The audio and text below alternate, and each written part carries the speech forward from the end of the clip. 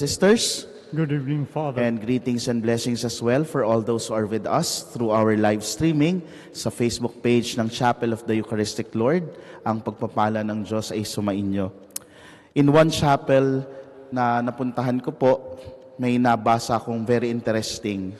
Sabi po dun sa nakalagay dun sa may malapit sa Blessed Sacrament, please do not touch. No, pertaining to the Blessed Sacrament. Tapos ang karugtong niya, let Jesus touch you. In Masses, as we participate in the Mass, actually there is no prescription in the rubrics na kailangan maghawak-hawak ng kamay pag-ama namin. But us Filipinos, we have been accustomed, no, na lalo pag mga families ang nagsisimba, yung maghahawak-hawak ng kamay as they pray the Lord's Prayer. So, most of the families that I know continue this custom. Is there something wrong with touching? No? Yung paghahawak-hawak ng kamay.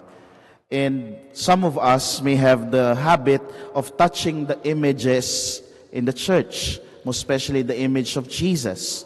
No? Just recently, sa traslasyon ng Nazareno, alam naman natin na talagang dinudumog ng tao at lumalapit kahit na mahirap, mahawakan lang ang Pong Jesus Nazareno. What is it in touching the image of Jesus?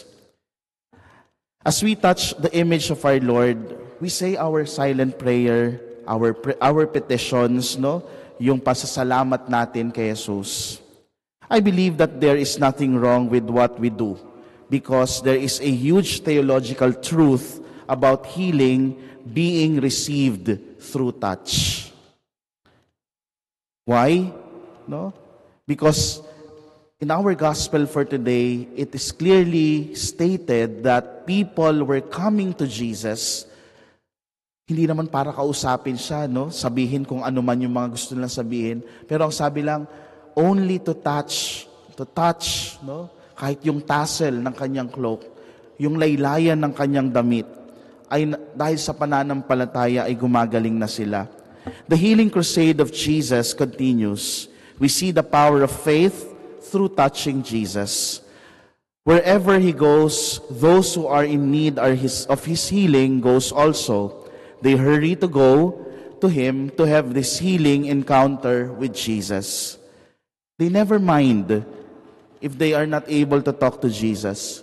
It's enough for them that they are able to touch any part of his clothes or just to have a glimpse of our Lord Jesus. And because of that faith in him, they were healed. In our time, this mighty healing power of Jesus' touch is very much present in our midst, in our own personal prayer lives. Whenever we touch the crucifix, sa ilan sa inyo na meron yung ginigrip yung crucifix, di ba? Yung crucifix na pwedeng hawakan sa palad.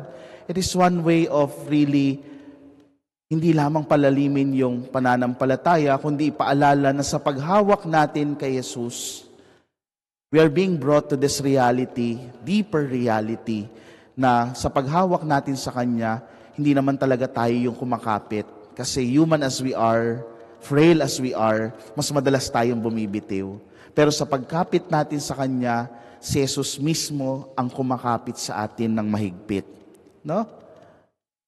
When we touch Jesus in the images, in our own prayer lives, it becomes clear that Jesus holds us firmly.